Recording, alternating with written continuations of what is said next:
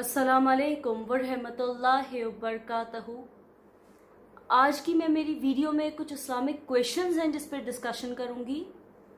तो पहला क्वेश्चन है कि रसूलुल्लाह सल्लल्लाहु अलैहि वआलैहि की विलादत किस साल में हुई थी।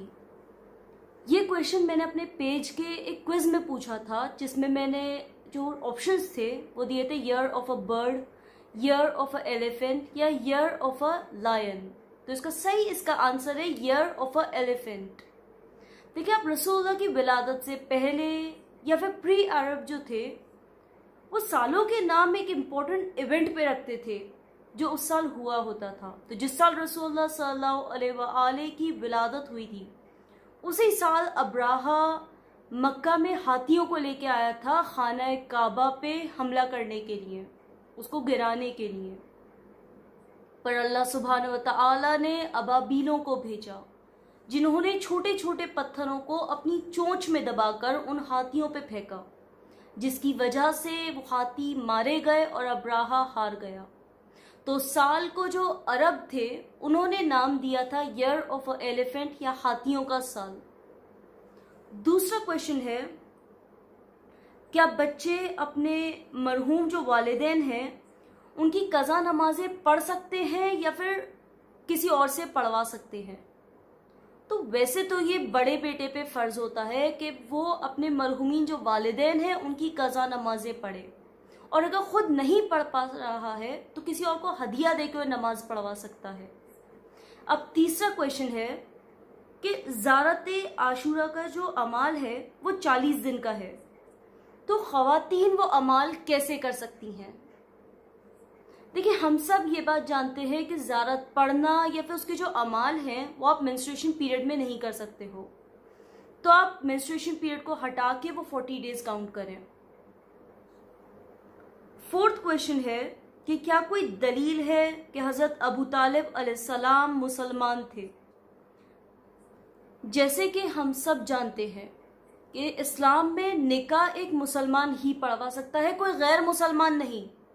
और रसूलुल्लाह सल्लल्लाहु अलैहि वआलैहि और बीबी खदीजा सलामुल्लाह अलैहा का निकाह हज़रत अबू तालिब अलैहिस्सलाम ने पढ़वाया था। तो ऐसा कैसे हो सकता है कि रसूलुल्लाह सल्लल्लाहु अलैहि वआलैहि एक गैर मुसलमान से निकाह पढ़वा सकते हैं। तो हज़रत अबू तालिब तकैया किए हुए थे जिससे वो रसूलुल्लाह सल्लल्लाहु अलैहि वआलैहि को प्रोटेक्ट कर सके मुनाफिकीन और काफिरों से। अगला क्वेश्चन है, तकैया क्या है और क्या तकैया करना झूठ बोलना है। तकैया एक स्टेट है जहां पे आप अपना ईमान कंसील करते हो या सबके सामने जाहिर नहीं करते हो, क्योंकि आपको पता होता है कि इससे आपकी जान को खतरा है।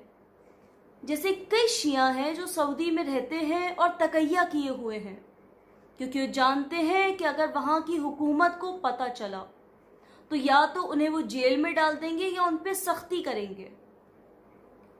नेक्स्ट क्वेश्चन है कि बीबी उम्मुल बनीन के कितने बेटे थे और उनके क्या नाम हैं। तो बीबी उम्मुल बनीन जो इमाम अली अलैहिस्सलाम की ज़ौजा है उनके 4 बेटे थे, जिनका नाम है हज़रत अब्बास इब्ने अली, हज़रत अब्दुल्ला इब्ने अली, हज़रत जाफ़र इब्ने अली और हज़रत उस्मान इब्ने अली।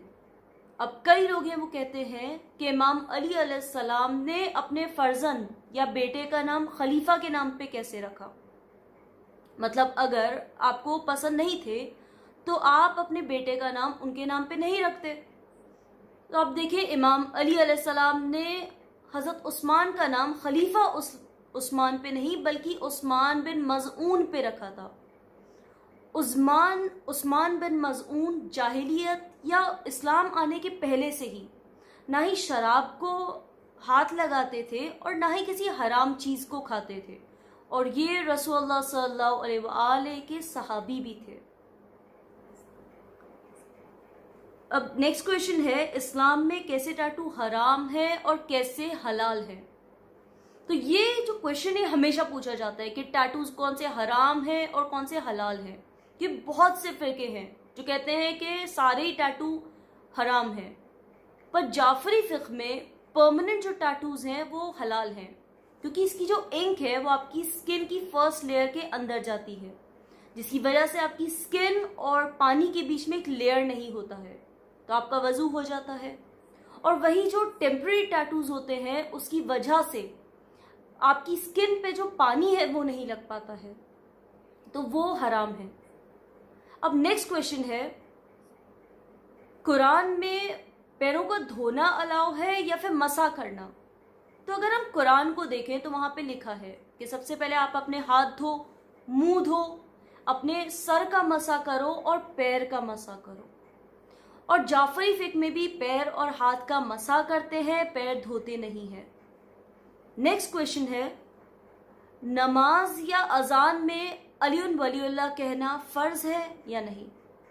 तो अकॉर्डिंग टू मेनी उलमा नमाज और अजान में अलियुन वलीउल्लाह कहना मुस्तहब है। और अगर कोई फर्ज समझ के ये कहता है तो उसकी जो नमाज है वो उसकी मकरू है, और अगर आप लोग मुस्तहब समझ के आप पढ़ रहे हो तो इसमें कोई बुराई भी नहीं है। अच्छा, एक और क्वेश्चन है जिसके बारे में कई लोगों को मिसकंसेप्शन है कि शियाओं का एक अलग ही कुरान है, शिया एक अलग ही कुरान पढ़ते हैं जो इमाम अली अलैहिस्सलाम ने लिखा हुआ है। तो आखिर इमाम अली अलैहिस्सलाम का कुरान है क्या? आप देखें, कुरान की जितनी भी जो सूरह हैं जो हमारे पास अभी घर में कुरान है वो क्रोनोलॉजिकल ऑर्डर में नहीं है। जैसे आप देखें, कुरान में सूरह फातिहा पहले नंबर पे है, पर असलियत में सूरह फातिहा 5वें नंबर पे नाजिल हुई थी। तो इमाम अली अलैहिस्सलाम का जो कुरान है उसमें जितनी भी सूरह थी वो सारी क्रोनोलॉजिकल ऑर्डर में थी, और जितनी भी जो आयत होती थी उसके साइड में लिखा रहता था कि कौन सी आयत किस पे आई थी। जैसे सूरह माऊन जो अबू सुफियान पे आई थी, सूरह कौसर है वो बीबी फातिमा सलामुल्लाह अलैहा पे आई थी। अच्छा, अब ये सवाल कि आखिर अब ये कुरान है कहाँ पे? तो ये कुरान अभी इमाम ज़माना इमाम मेहदी अजल्लाहु ताला फरजहुम शरीफ के पास है, और हम सब वही कुरान पढ़ते हैं, या फिर सारे मुसलमानों का एक ही कुरान है। इंशाल्लाह जो नेक्स्ट जो Q&A है उसमें रमज़ान रिलेटेड क्वेश्चंस होंगे। तो जब तक के लिए दुआओं में याद रखें। अस्सलाम वालेकुम व रहमतुल्लाहि व बरकातहू।